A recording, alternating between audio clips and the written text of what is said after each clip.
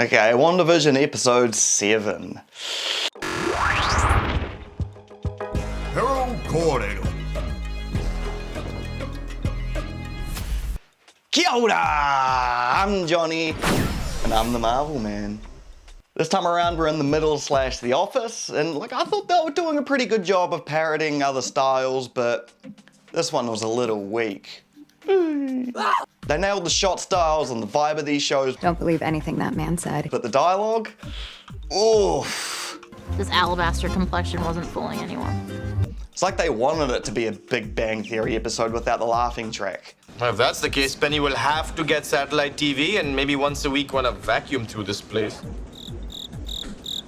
Does Darcy's personality transcend stereotypes that even as a brainwashed citizen of Westview, she's the exact same as she was outside of this? I'm notoriously self-involved. Seems like she had a pretty good handle on whatever realm she's stuck in. Things are falling apart, but not at the rate I was hoping for. With the glitchy plants and the furniture, you can tell something's unstable. Wanda's unstable. We know this. I don't think we needed 10 minutes of Wanda freaking out over her plants. Felt like a filler episode trying to tie up loose ends that they were hinting at for 6 episodes, like Rambo getting powers, Agnes being Agatha, Wanda isn't in control, Vision has a death fetish.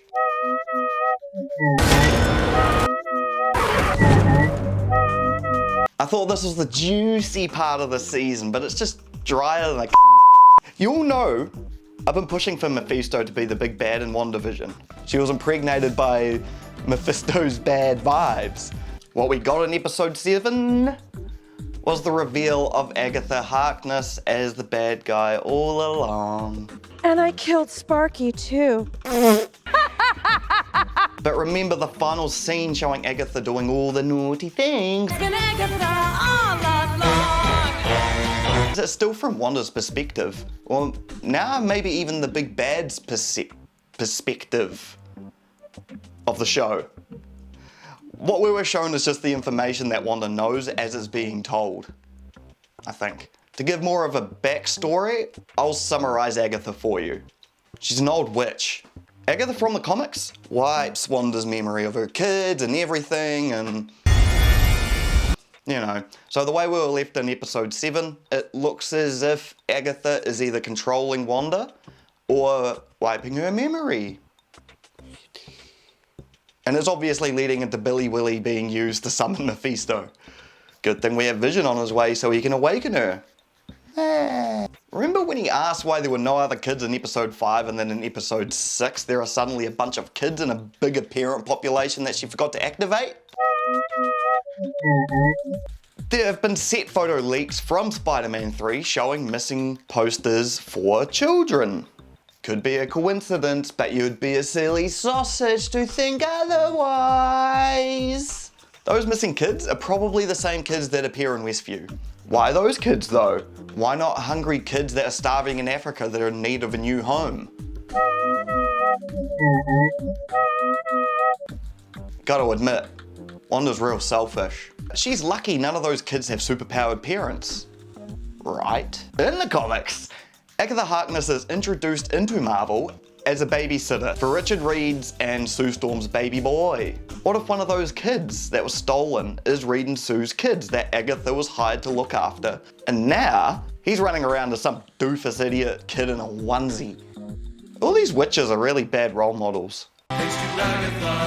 She lost Billy and Willy after 5 minutes, and now where are they? Locked away in some creepy basement with overgrown plants? Bet it smells like incense. I bet they're getting ready to be sacrificed to Mephisto. I declare lunchtime for my belly! The fuck did I write? These points lead into Mephisto very nicely, but something's missing. How does this all tie WandaVision into Doctor Strange 2? We've got 2 realities, sure. A reality that Wanda controls and Earth's current reality, so that's a multiverse. Why though? What's the benefit of all of this? Why would Mephisto be going out of his way through realities to control Wanda and cause a bit of madness? Wanting world domination isn't enough, and saying devil magic to explain all of this definitely isn't enough either. You see that magical book in Agatha's basement? That's the Darkhold. It's made a few appearances before, most notably in the Agents of S.H.I.E.L.D., but who watched that? But what this book can do in relation to WandaVision is open up gates to other dimensions like hell. We've watched and heard so many theories, and I've even jumped into a few of them with how Doctor Strange and Doctor Doom could take on Mephisto in a later film. There was something I didn't want to acknowledge at the time. There's another villain. There's another villain in Marvel that would work so much better in terms of plot, audience reaction, and revenue. Maybe having Mephisto was a little too much, considering he's basically Satan. A lot of kids see these films and shows, right? I can see all of the infuriated mothers right now. These movies are unsafe because my children suck and the devil will give them nightmares. So if they want to avoid some clickbait headlines that dumb mums will religiously follow, then let's not give Satan a real life casting. But if not Mephisto, then who? Boom. A while ago, we were told that there was a big villain rumoured for Doctor Strange 2. Do you remember who it was? Because I sure as hell don't. Well, I do now. But it was also said that Doctor Strange 2 will be Marvel's first scary movie. What's WandaVision been focused on this whole season? Fear. Even though the feeling of fear itself is enough to be a villain, I think we've been missing the point all along. Everyone in Westview is in a controlled state unless you're Vision, Quicksilver, and Agatha. Because dead. Everyone's trapped in a different realm right now. Trapped in a place of torment and fear. My favorite part about Big Bang Theory is the fact that everyone's weird, just like we are. When Vision touches their face, they're awakened. But then, why are they always panicking when Vision wakes them up? Isn't he, like, saving them? Please help me. What day is it? No, he's waking them up from a bad dream, and you know how frantic people get when they wake up from a nightmare. Where's my phone? I have to call my sister. That multiverse basement could be a gateway to the dead realm, and Agatha is just a bigger part of that plan. In the first Doctor Strange, they mention that there's a book missing that only the Sorcerer Supreme could read because it's so powerful and corrupts the minds of the reader. Those books are far too advanced for anyone other than the Sorcerer Supreme. Someone else that would be powerful enough to read it is a witch who has ties with a satanic being. Agatha! Agatha Apple. This book tells the reader how to achieve what they truly desire, so Agatha the Apple could try summon a demon and the real bad guy, and there are ritualistic steps she needs to take. Using Wanda as a tool, she has twins that are more likely demon spawn. Now those twins have been taken by Agatha and will be used for the summoning. So what if they're all trapped in their own nightmare? Boom! Nightmare's the enemy. He's the big bad. They're stuck in a realm of torture and fear until Vision awakens them. That means Vision is the key to be waking Wanda up and out of the cycle of pain. He was already announced to be in Doctor Strange 2, but everyone was distracted by Spider-Man 3 news, so it died into obscurity. This dude is the real deal. Bunnings can't even beat him by 15%. What Nightmare can do aligns with WandaVision and Doctor Strange perfectly, and here's why. He's the ruler of the dream realm and is powered by fear. His main goal is to conquer Earth, the multiverse, and all the dimensions. Very typical villain stuff, kinda similar to Freddy Krueger, but he doesn't wear a fedora. Haha, loser. Where it gets interesting is when we link it up with the MCU. Vision awakens people, and they're terrified. The commercials during the shows are like fever dreams that poke at Wanda's insecurities. Side effects include feeling your feelings, confronting your truth, seizing your destiny, and possibly more depression. The corpses of Vision and Quicksilver are shown because it's known that Wanda has a bit more PTSD than the average hero, and that is one solid way to amplify her fears of loss. Where Nightmare lacks is that he cannot be in a physical form on Earth, but his powers transcend through realities. If he's powerful enough, or maybe he had a couple of weird kids to eat, then he could take on a new form and come through this realm. Ooh.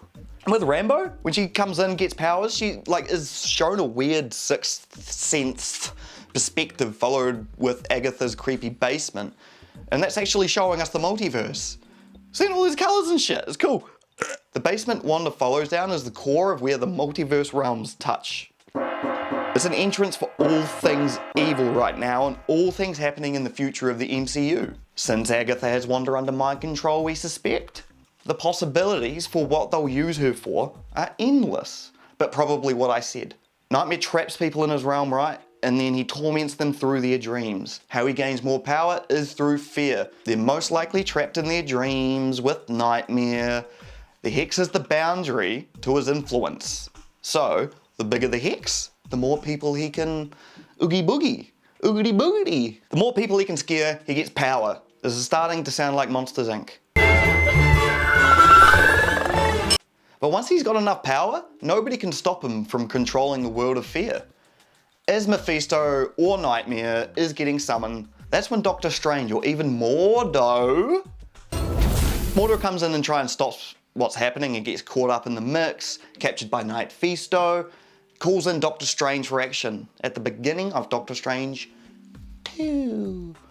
It's all a plan for Nightmare to gain Wanda's knowledge and power by reducing her to fear. After all, she is the strongest Avenger, but she's also the most unstable. Perfect for Nightmare. Green. This means if Wanda isn't saved soon, then Nightmare will break through his realm, walk up the stairs with his newly found power. Oogie boogie, oogity boogie. Nightmare is using Agatha as a tool to help him traverse through the multiverse. All of these little characters that pop up out of nowhere, like the twins, the stork, the dog Sparky, Rabbit Scratchy. Those are all small things that, they can all be used as temporary bodies for demon spawn. It's like the stereotypical horror thing. They can be used up until they're needed as the sacrificial souls. Who's Quicksilver? Another corpse brought to life that will most likely be the big villain, Ralph, or he could be part of a nightmare-induced psychosis that Wanda made or something. So that's 5 sacrificial lambs so far. Do rituals need to be 6? Because 666 and the devil and stuff? Could Wanda be the 6th? They're all loosely tied with Wanda in some way to gain her trust, right? If not her, then how about Vision? Here's a Mind Stone. Pretty valuable to a demon that is being summoned.